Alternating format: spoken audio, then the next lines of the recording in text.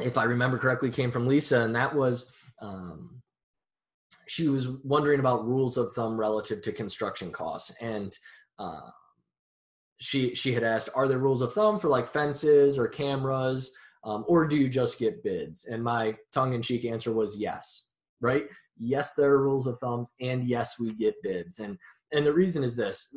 For example, this is a painful experience for me and two of my students recently. I've put up fences in multiple places in the country with a fence-in gate for $10 to $12 per linear foot. And I've done that in New York, North Carolina, South Carolina, with no trouble. And so I used that rule of thumb as I was teaching my students. Well, their properties were in the Midwest, in Indiana and Missouri. And their quotes were coming in at 3 and sometimes 3.5 to all, maybe even 4. Maybe I'm exaggerating now, but it was at least 2 to 3 times the price per linear foot. Now, there were some things relative to their construction projects that we could expect an increase in the price, right? They were installing over existing concrete, which is clearly harder than installing into a grass field and those sorts of things, but not nearly enough to triple the price. So it was just a regional difference, and they bid the crap out of those projects and were able to drill it down to like double-ish, I think, what I paid. But still, it was a learning lesson for all of us that, yes, there are rules of thumb, but if there's any question, and even if you think, like I thought I knew about fencing, if it's a new area for you or a new market, you want to confirm at least ballpark pricing. You don't have to get definitive quotes necessarily, but you do want to call contractors, and they will often, if you just explain, hey, I'm looking to buy a property in your area. I don't want to take up too much of your time, because if I don't close on it, I don't want to have wasted your time. But I'm looking at putting in a 6-foot chain link fence with 3 strands of barbed wire and a 30-foot slide gate.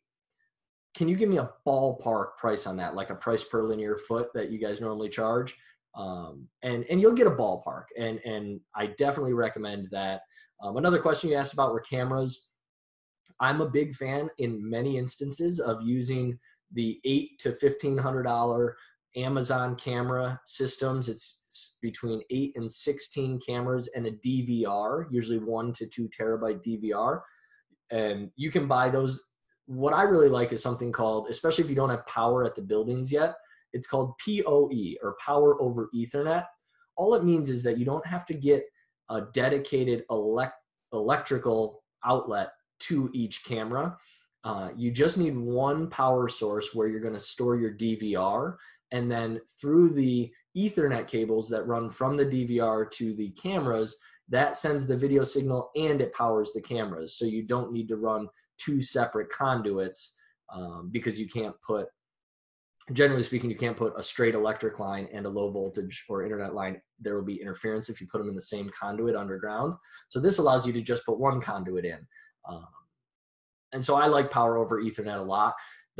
It's a matter of literally oftentimes screwing the cameras to the wall and then plugging them in, maybe doing a little trenching with a conduit, or going overhead with wires, depending on the setup. If you have, it really depends. But long story short, that's $500 to $1,000 install cost.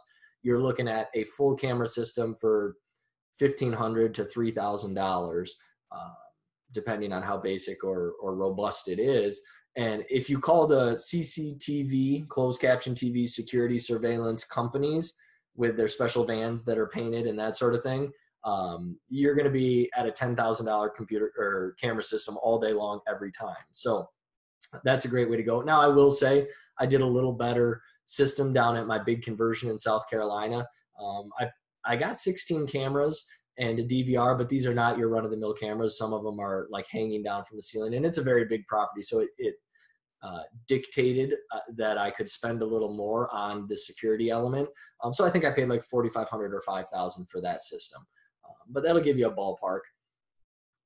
So hopefully that answers that question. The bottom line is, yes, always call for any construction bid that you're not certain of. One more rule of thumb that I use, not to draw this out, but is if you need to install parking lots, a lot of times we'll be buying properties that have become overgrown and we need to box out the topsoil because it's turned into a grass field and we need to bring in new gravel. roughly speaking, I've been able to get that done for $1 per square foot of earth. So if you've got a full acre and you need to turn that full acre of land, 40,000 square feet, into 4 to 6 inches of gravel parking lot, you're going to be somewhere around $40,000. Now, that is absolutely something you want to get a bid on, because it's going to depend on the terrain. If there's hills and they have to move more dirt, it's going to be more expensive. If there's a forest and they have to take the trees down, it might be more expensive, and that sort of thing. So